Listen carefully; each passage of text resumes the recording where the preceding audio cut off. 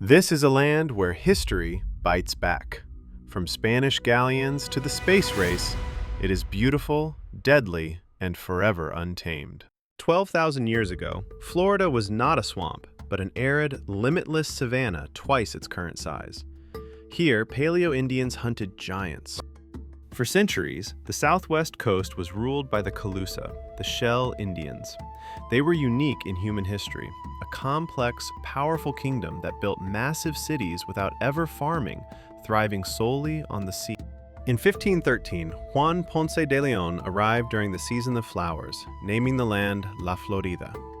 He sought neither fountains nor youth, but gold and captives. His ambition proved deadly. On a return trip in 1521, the fierce Calusa defended their shores. Ponce was struck by a poison-tipped arrow, dying soon after in Cuba. Subsequent attempts to conquer Florida ended in disaster. The Narvaez expedition vanished into the swamps, starving until they resorted to eating their own horses. Only 4 men, including Cabeza de Vaca, survived to walk to Mexico. Then came Hernando de Soto. His army cut a violent path through the interior, leaving behind devastation and an invisible killer that would empty the land: disease. By 1564, France challenged Spain's claim, building Fort Caroline near modern Jacksonville as a haven for Protestant Huguenots. Spain's King Philip II was enraged. Spain sent the ruthless Pedro Menéndez de Avilés to remove them. The French fleet sailed out to meet him, but a massive hurricane wrecked their ships, leaving their fort defenseless. Menéndez marched overland, butchering everyone at the fort. Later, he executed the shipwreck survivors at an inlet forever named Matanzas, Spanish for slaughters. From this bloodshed rose St. Augustine in 1565. It survived pirate raids, fires, and sieges, anchored by the Castillo de San Marcos, becoming the oldest continuously occupied European settlement in the continental United States. Spain controlled the interior not with soldiers, but with missions. Friars stretched a chain of outposts across the Panhandle, attempting to convert the indigenous population to support the empire. Yet, Spanish Florida was also a beacon of freedom. In 1738, Fort Mose was established near St. Augustine, the first free black settlement in North America, manned by escaped slaves who pledged loyalty to Spain. In 1763, Spain traded Florida to Britain to regain Havana. The British split the territory into East and West Florida, sparking a brief period of chaotic trade and failed colonization schemes. During the American Revolution, Florida remained loyal to Britain. But in 1781, the Spanish, allied with the Americans, laid siege to Pensacola and blew up the British powder magazine, retaking the territory. As Spain's empire crumbled, a new people emerged in the vacant interior. Creek refugees united with runaway slaves, forging a new identity, the Seminole, derived from the Spanish cimarrón, meaning wild ones. American settlers in the West grew restless. In 1810, they revolted against Spain, declaring the short-lived Republic of West Florida and raising the Lone Star flag before the U.S. annexed them. The tension exploded at the, quote, Negro Fort on the Apalachicola River, a British-built stronghold held by 300 free black men and women. In 1816, a U.S. Navy, quote, hotshot hit their powder magazine, obliterating the fort and killing almost everyone inside. This triggered the First Seminole War. General Andrew Jackson invaded Spanish territory without official orders, burning villages and creating an international crisis that proved Spain could no longer hold the land. Bowing to the inevitable, Spain ceded Florida to the United States in 1821 through the Adams-Onis Treaty. Florida became a wild, lawless U.S. territory. The 2 main cities, St. Augustine and Pensacola, were too far apart. Commissioners rode from each, meeting in the middle at a beautiful spot named Tallahassee to establish a new capital. The U.S. demanded the Seminoles move west. They refused. In 1835, Major Dade's column was ambushed. 107 soldiers were killed, launching the Second Seminole War, the longest and costliest Indian war in U.S. history. Resistance was led by the charismatic Osceola. At a treaty signing, he famously drove his knife through the paper, declaring, "This is the only way I will sign." Unable to defeat him in the field, the U.S. resorted to treachery. In 1837, Osceola was captured while arriving under a flag of truce, an act that was condemned nationwide. He died in prison soon after. The war dragged on in the swamps. At the Battle of Okeechobee, Zachary Taylor's troops slogged through sawgrass muck against entrenched Seminoles, claiming a hollow victory as the Seminoles slipped away.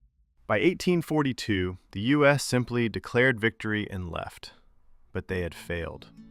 A few hundred Seminoles remained deep in the Everglades, the only indigenous tribe never to sign a peace treaty with the United States. In 1845, Florida became the 27th state. It entered the Union as a slave state, deeply divided between the plantation aristocracy of the North and the untamed wilderness of the South. Peace was fragile. In 1855, Army surveyors vandalized Chief Billy Bowleg's prize garden, sparking the third and final Seminole War. When the Civil War loomed, Florida did not hesitate. In January 1861, it became the third state to secede from the Union, joining the Confederacy. Though small in population, Florida was vital. The cow cavalry drove herds of hardy scrub cattle across the state, serving as the primary beef supplier for the Confederate Army. The largest battle fought on Florida soil occurred at Olustee in 1864. It was a Confederate victory, but noted for the bravery of black Union regiments who fought a desperate rearguard action to save the retreating army. The home front was brutal. Confederate home guards ruthlessly hunted down draft dodgers and Unionist sympathizers hiding in the swamps, executing many without trial. Reconstruction ended in chaos. The fraudulent 1876 presidential election came down to Florida's contested votes, leading to a backroom deal that pulled federal troops out and ushered in the Jim Crow era. By 1881, the state was bankrupt. Philadelphia tycoon Hamilton Diston bailed it out, buying 4 million acres for 25 cents an acre and beginning the first massive effort to drain the Everglades. Then came Henry Flagler.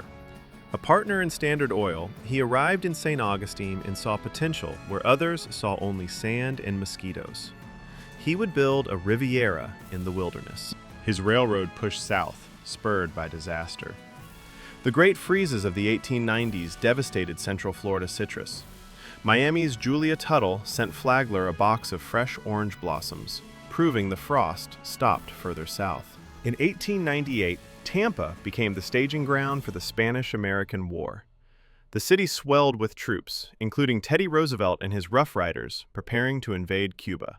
Flagler's final, impossible act was the eighth wonder of the world, a railroad across the ocean to Key West. He rode the first train in 1912, blind and near death, having connected the entire state. The 1920s brought madness. The Great Florida land boom saw Americans flocking south in a speculative frenzy, buying lots they had never seen in cities that didn't yet exist. The bubble burst in 1926 when a massive hurricane devastated Miami. The destruction ended the boom instantly, plunging Florida into the Great Depression years before the rest of the nation. Tragedy struck again in 1935 with the strongest hurricane ever to hit the U.S. It ravaged the Keys, killing hundreds of World War I veterans who were building a highway and were trapped when their rescue train was derailed by the surge. World War II transformed the state. Florida's endless sunshine made it the perfect training ground. Millions of soldiers cycled through, fell in love with the climate, and vowed to return. But the sunshine cast long shadows. The era was defined by brutal segregation and racial violence, exemplified by the tragic case of the Groveland Four and the assassination of civil rights leader Harry T. Moore. In the 1950s, Florida became the launch pad for the future. The early days at Cape Canaveral were filled with spectacular failures, nicknamed Kaputniks, as America struggled to enter the space race. 1959 changed everything. Following Castro's revolution, waves of Cuban exiles arrived in Miami, processing through the Freedom Tower and fundamentally altering the culture and demographics of South Florida. Throughout the 60s, mysterious dummy corporations quietly bought up vast tracts of Central Florida swampland for something called Project X. By the 1980s, Miami was the epicenter of the drug trade. The cocaine cowboys era brought staggering wealth and violent crime, turning the city into the real-life backdrop for Scarface and Miami Vice. In 1980, Castro opened the port of Mariel. In just 6 months, 125,000 Cubans crossed the straits in a chaotic flotilla of civilian boats, overwhelmed South Florida's resources. Meanwhile, a battle raged for the soul of the state. Marjorie Stoneman Douglas woke the world to the river of grass, fighting to save the Everglades from the very development that defined modern Florida. In 1992, Hurricane Andrew leveled Homestead like a buzzsaw. It was a wake-up call that rewrote building codes and proved that nature still held the ultimate power here. In 2000, the eyes of the world turned to Florida. The presidential election hung in the balance of a chaotic recount, defined by hanging chads and Supreme Court intervention. Today, Florida is a complex melting pot, a collision of cultures, ages, and politics, driving the nation's growth and often its controversies. This is Florida, a land built on sand and ambition, defined by boom and bust, beauty and danger. It is America's strangest, most resilient frontier. The past is never truly gone here. It stands alongside the present, a living monument to survival in the strangest place on Earth. Thank you for joining us on this journey through time. We hope this gave you a new perspective on the hidden history of the Sunshine State. There are many more stories waiting to be uncovered, and we look forward to exploring them with you in future videos. We'll see you in the next one.